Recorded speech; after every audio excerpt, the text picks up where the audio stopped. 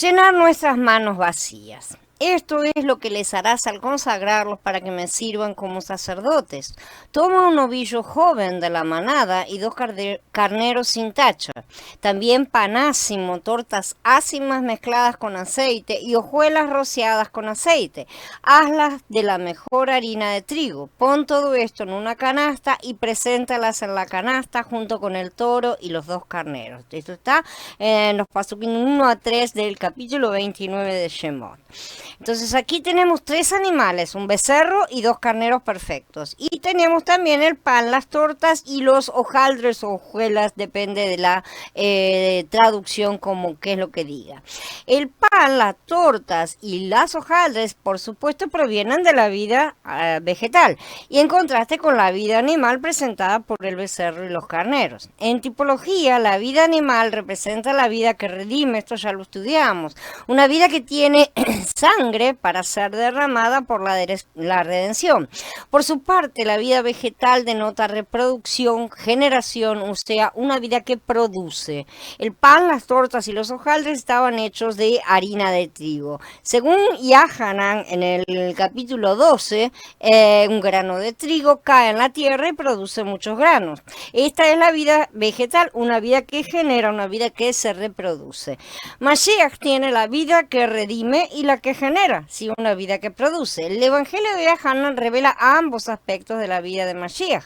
Cuando dice en el capítulo 1, este es el Cordero de Elohim que quita el pecado del mundo. Esa es la vida animal que redime.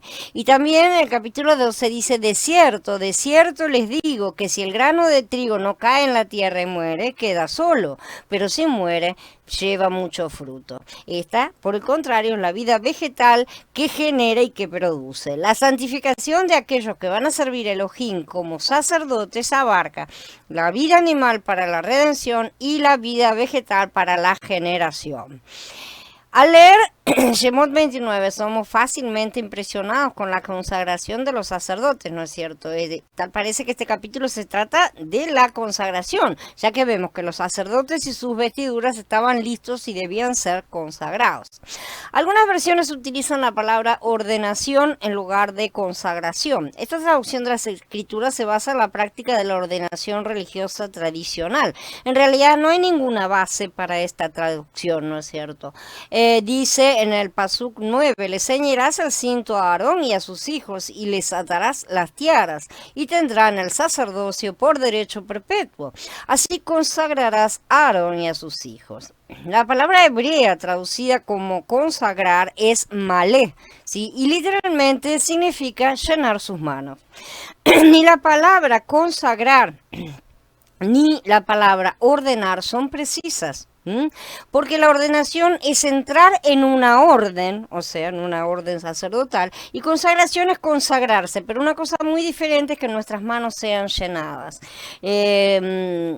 Por eso que yo siempre digo que tenemos que ir a las palabras originales en cuanto al mensaje que quiso transmitir Yahweh, no a las interpretaciones que los humanos le han dado a las cosas y ni siquiera a lo que se han transformado las palabras a lo largo de los siglos.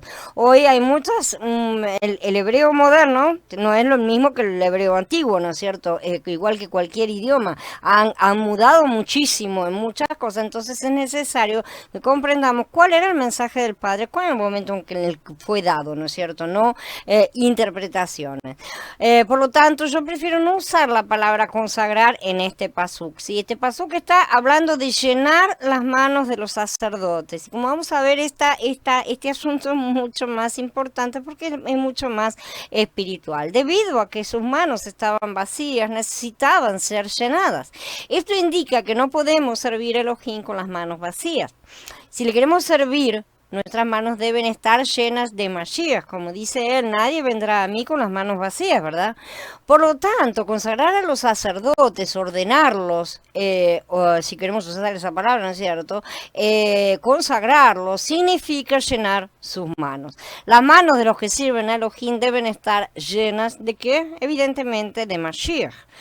Esto es lo que les harás al consagrarlos para que me sirvan como sacerdotes. Toma un novillo joven de la manada y 2 carneros sin tacha, dice.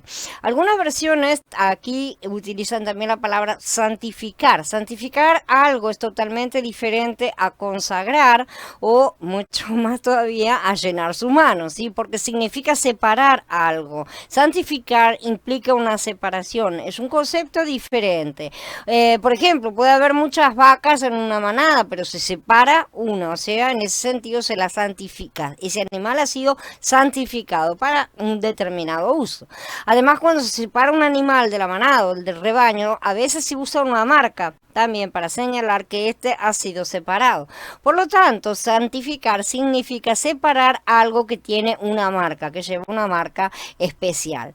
Antes estábamos con todos los pecadores del mundo nosotros, pero un día Elohim nos separó, ¿no es cierto? La salvación es un asunto que lo incluye todo e incluye separación y santificación.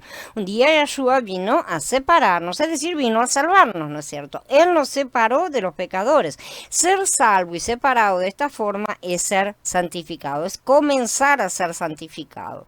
La santificación de Elohim siempre nos marca, llevamos una marca, ¿no es cierto?, que indica que hemos sido salvados.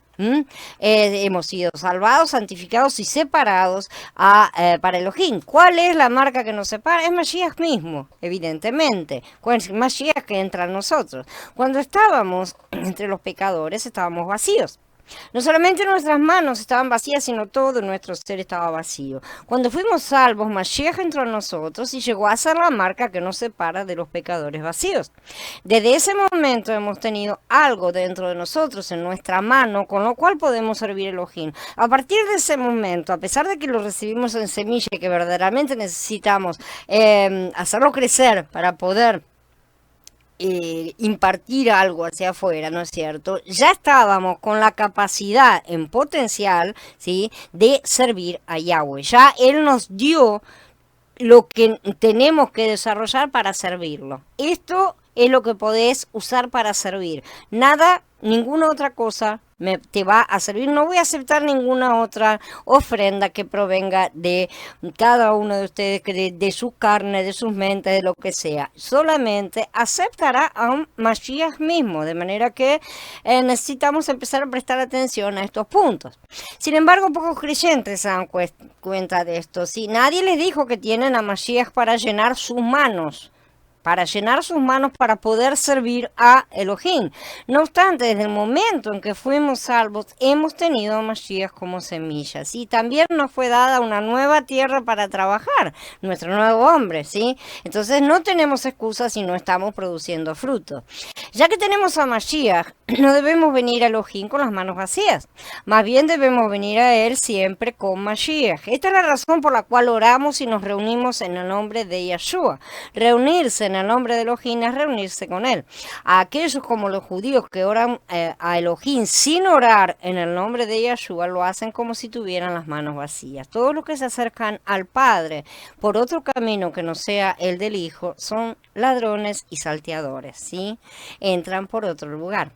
Pero nuestro orar en el nombre de Yeshua es diferente debido a que estamos orando a Elohim con nuestras manos llenas.